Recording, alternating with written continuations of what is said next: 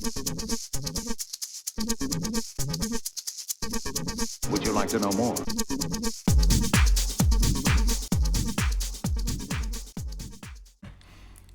Welcome to the War Master Podcast, episode 18 of Adventures in 3D Printing. Today we're going to be talking about the case of the incredible shrinking dwarves. Incredible shrinking dwarves. Okay, so this is the one of the early prints I did. I printed 4 of these stands off, and I think I showed them on camera that there was some lining on here that may actually be wood grain or whatever. And you can see here clearly that these fellows have feet. Now, I was going to do two brigades of 4 units of warriors for one of my army lists. So I was printing these, like batch printing, maybe 2 units and 3 banners. What's that? Well, it's like 13 stands at a time. And obviously I would have had to do 5, maybe 6, because there will be some breakages, 5 or 6 batches. So so you print them. It takes like an hour because they're quite short miniatures, a little bit more because of the flags, and then you clean them up and with the IPA and let them dry and then cure them. So maybe about 10 hours work maybe of curing and printing and blah blah blahing. And so I was going through the process, and I wasn't undercoating till the end, so it was only after I undercoated that I noticed in my later prints, and maybe I'd changed the setting slightly. Maybe I'd gone to 1.5 seconds exposure rather than 2 seconds, which is the default. I don't think it's a base layer issue, because I changed the base layer from 6 at 40 to 6 at 30. But this is what happened. So you can see that there's definitely a lot more base. Can you see the thickness of the base? Or there's definitely stuff going on around the basing. The layers aren't. They look delineated. Is that the right word? Where they look slightly separated, so the bases are higher. But the miniatures are at least 2 mils shorter. So we've kind of lost the legs. It looks like, if you can see, is this the same miniature here? Yeah. So the second guy in. Can we get on top of each other? Probably not.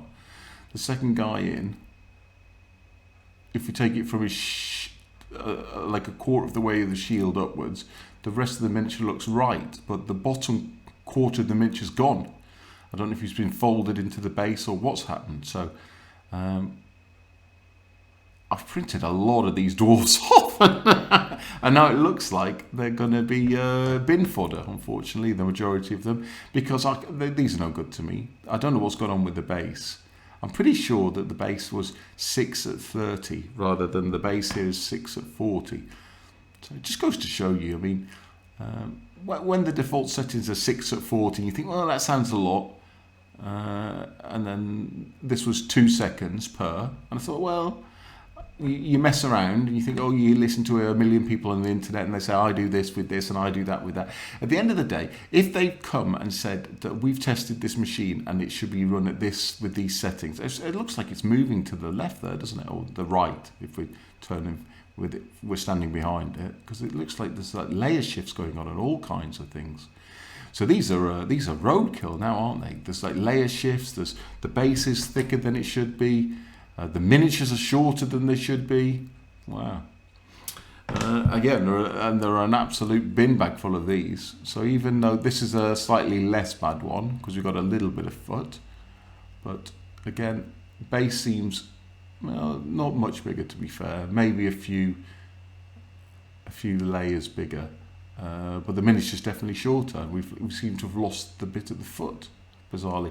It could actually have been an error with the slicer more than an error with the resin settings or the exposure settings or whatever. You've got this is what I'm trying to say when we talk about this game. There are millions of variables, because this could actually have been just an error with the slicing software, even though it's the same bloody file I was using for this. Or it may be a problem with the USB stick, or it may be a million other problems, but there's definitely something gone wrong. And when you think about, this is the same miniature and it's printed, well no, this one's the same miniature here, and it's printed in an identical setup with maybe some slight modifications on the base layer and maybe a small modification on the exposure time, and we've got them. And I didn't notice it, these are all like half-men, aren't they? Like half dwarfs. And not in a good way, half dwarfs. Dwarfs, legless dwarfs. So you can see from the back. Let's turn around and have a look at the back, see if we can see anything more. There we go. So we've kind of lost anything below the waist. Just bizarre. Just bizarre. And these ones were perfect. So this one goes to show you what you can get, what results you can get. And this is exactly the same procedure, exactly the same resin, and we've got I don't know how many batches now of these dwarfs which are bin fodder. So that's probably 10 or 12 hours work, and not much cost really, a few pounds, maybe £5 or something like that, including PPE and IPA and stuff, but certainly quite a lot of time.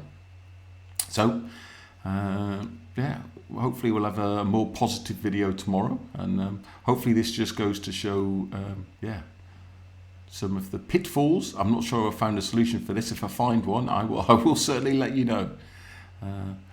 Yeah, I was thinking maybe my print bed had changed, but I don't think that would be it. Because another thing you do is when you're removing miniatures from your print bed, if you can't get them off nicely, you are using quite a lot of force, and obviously if your print bed moves and it's mounting, it's got 4 mounting screws, then that can change the way things print.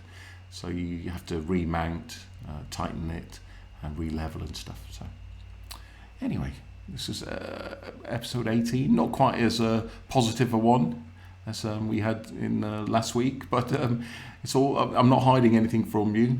If I come across something, whether it's good, bad, or ugly, I will show it to you. Okay, and that was episode 18.